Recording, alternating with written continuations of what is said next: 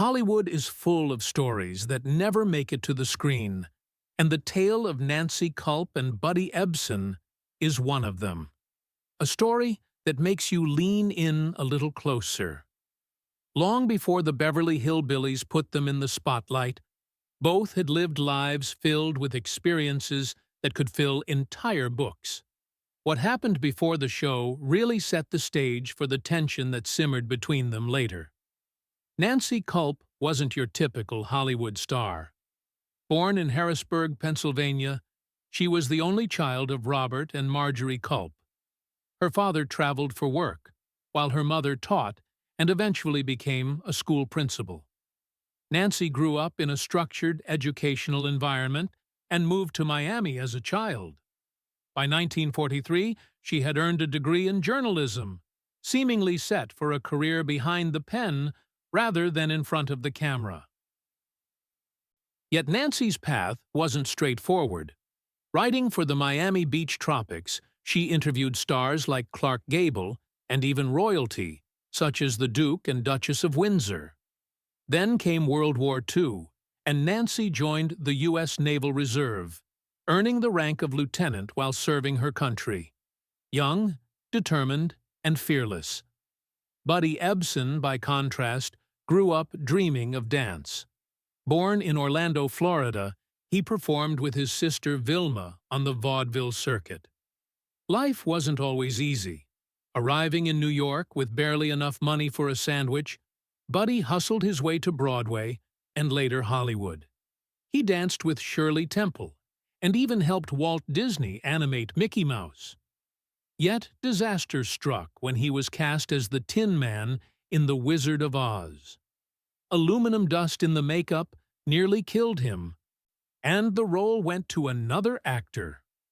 Buddy adapted, teaching naval officers during W. Ford and taking on a variety of entertainment gigs. By the 1950s, Nancy had moved to Hollywood, working in MGM's publicity department before a director spotted her potential. Small acting roles followed, from a maid on I Love Lucy to a tipsy waitress on Maverick. She wasn't a leading lady, but had a knack for scene-stealing performances. Buddy, meanwhile, carved a niche, playing folksy, down-to-earth characters, occasionally exploring darker roles in westerns and dramas. Their paths began to cross in the late 1950s, though not yet side by side. Nancy was known for her intelligence and strong opinions. Buddy, more traditional and old-fashioned, had his own convictions. Both were chasing opportunities, building reputations, and navigating Hollywood's competitive world. Everything changed with the Beverly Hillbillies.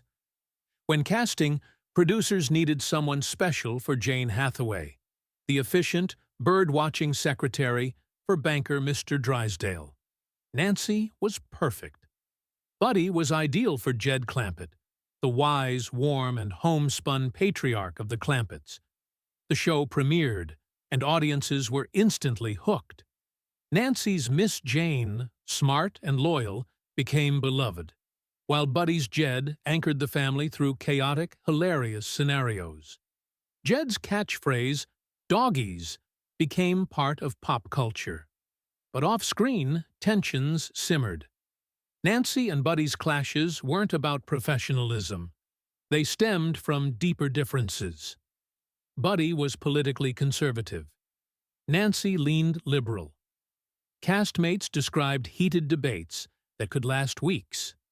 Yet, they remained professional, ensuring the magic on screen never faltered.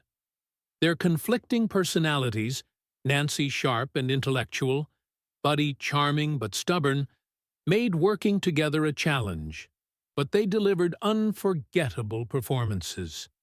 After the show ended, their lives diverged. Nancy pursued politics, running for Congress in 1984 as a Democrat in Pennsylvania. Buddy, however, recorded a radio ad for her opponent, calling her too liberal and questioning her celebrity influence.